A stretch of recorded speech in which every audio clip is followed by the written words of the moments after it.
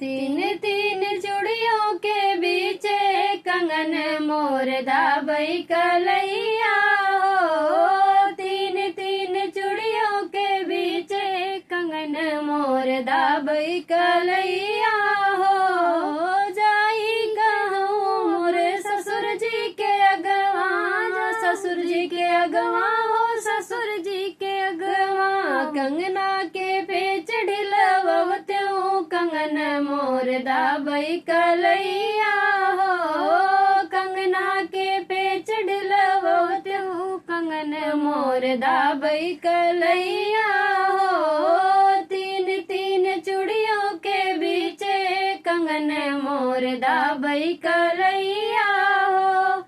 जाई कहूँ मोर जेठ जी के अगवा, जेठ जी के अगवा हो, जेठ जी के अगवा। कंगना के पेच ढिलवत्यूं कंगन मोर दाबई कलैया हो। कंगना के पेच ढिलवत्यूं कंगन मोर दाबई कलैया हो।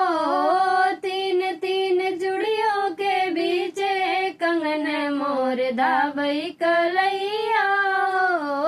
तीन तीन चूड़ियों के बीच कंगन मोर दाबई कलैया हो।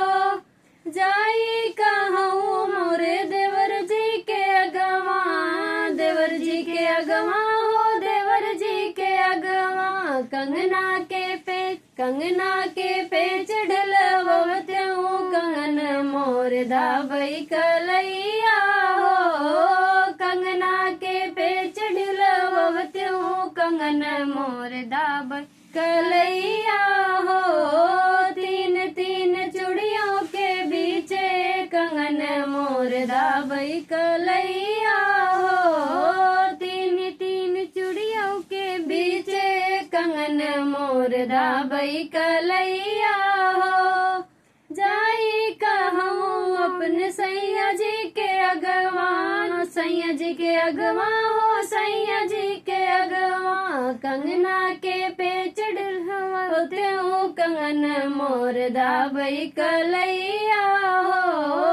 कंगना के पेच ढिलवत्यूं कंगन मोर दाबई कलैया हो।